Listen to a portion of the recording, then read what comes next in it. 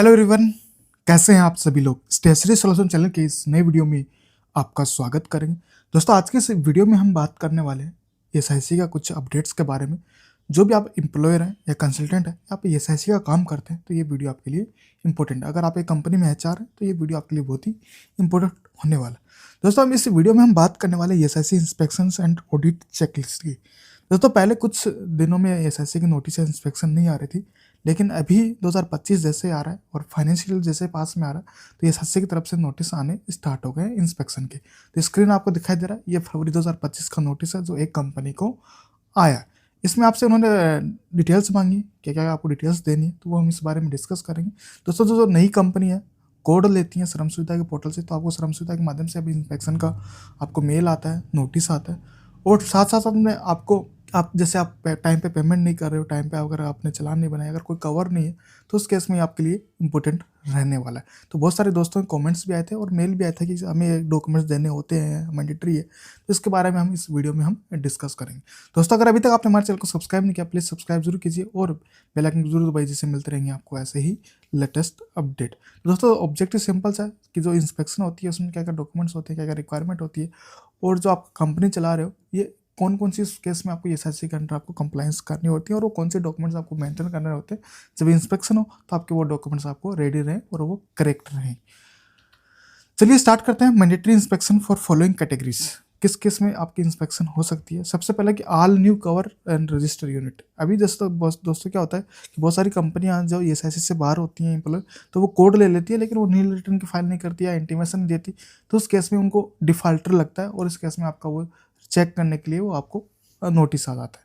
फिर आता है कि unit which have been defaulter from 6 month, मतलब 6 महीने से चलान नहीं कर रहे, पेमेंट नहीं कर रहे, तो उस केस में वो आपको डिफाल्टर मानते हैं कि आपने पेमेंट नहीं किया, तो क्या रीजन है, तो उस चेक करने के लिए भी आपको इंस्पेक्शन नोटिस आ सकता है। फिर units for which closure request has been receive. फिर आता है आपको units where no inspection was carry out in last 3 year as SIC has time where 5 years from claiming dues. फिर आता है इंस्पेक्शन रिक्वायर्ड एज पर सेंट्रल डाटा एनालिस्ट यूनिट्स। तो ये इंपॉर्टेंट कैटेगरीज होती हैं जिस केस में आपको कंपनी को एसआईसी से इंस्पेक्शन आ सकता है।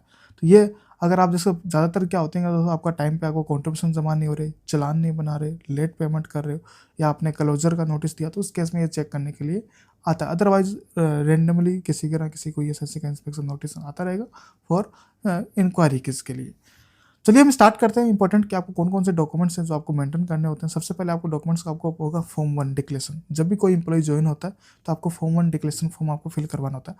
अदरवाइज ये अभी नहीं मांगते क्योंकि ये सब कुछ ऑनलाइन हो गया, लेकिन एज ए कंप्लायंस आपको जब भी कोई इंप्लॉय ज्वाइन हो तो ये एसआईसी का फॉर्म 1 है तो वो जरूर आप उनसे फिल करवाएं, जिसमें उसकी पर्सनल डिटेल्स रहती हैं, फैमिली डिटेल्स रहती है, नॉमिनेशन फॉर्म रहता है, तो इंपॉर्टेंट होता है। और जैसे आप कोई भी इंप्लॉय ज्वाइन होता है तो उसको आपको 10 दिन के अंदर अंदर आपको ज्वाइन कराना होता है, जो आपको एज पर एसआईसी एक्ट 85 में आपको मेंशन है। अगर आप लेट करते हो तो ऑटोमेटिक आपका नोटिस वहाँ जनरेट हो जाता है, तो आपको विथ इन 10 डेज के अंदर अंदर आपको उसका एसआईसी नंबर लेना होगा। जैसे भी कुछ भी दोस्तों एसआईसी के अपडेट आते हैं तो हमने ऑलरेडी इस पर बहुत सारे वीडियो बनाए कि अभी जैसे उन्होंने पुराने आईपी सर्च कर सकते हो कोई मेंबर का, तो ये बहुत ही ईजी प्रोसेस हो गया जिस वजह से आप आसानी से एसआईसी जो फॉर्म 1 ऑनलाइन होता है फिल कर सकते हो और उनका एसआईसी नंबर जनरेट कर सकते हो। फॉर्म ऐसा रहता है, फॉर्म का लिंक हम ऑलरेडी आपको डिस्क्रिप्शन में दे देंगे जहाँ से आप डाउनलोड कर सकते हैं अगर अभी तक आप ये फॉलो नहीं कर रहे। फिर हम सेकंड आता है, सेकंड डॉक्यूमेंट्स मांगे जाते हैं attendance register, wages and salary register.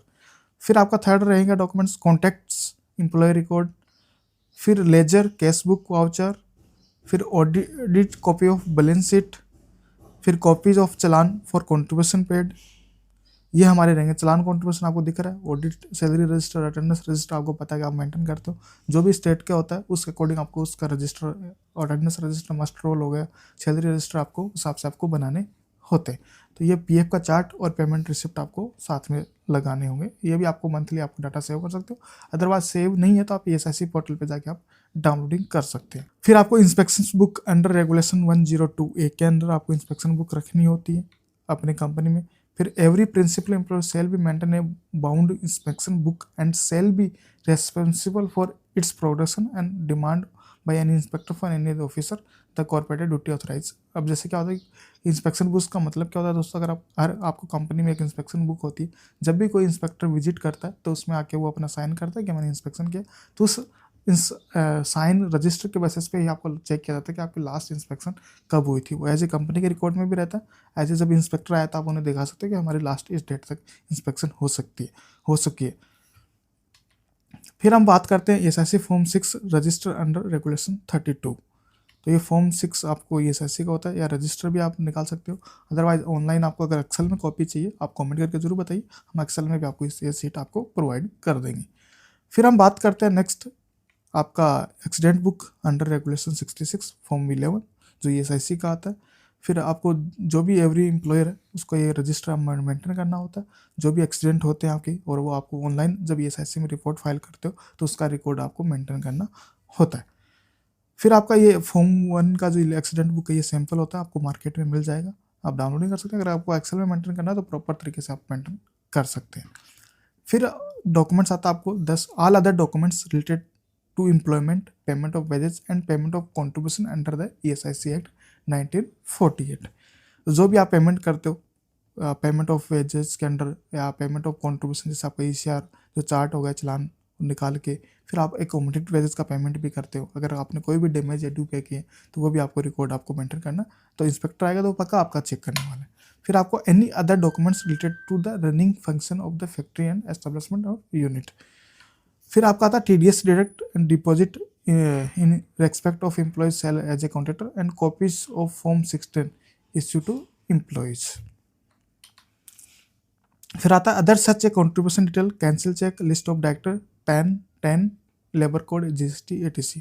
तो ये डिटेल्स है एज ए इंस्पेक्टर को आपको एज ए वो नोटिस में आपको मांग सकता है।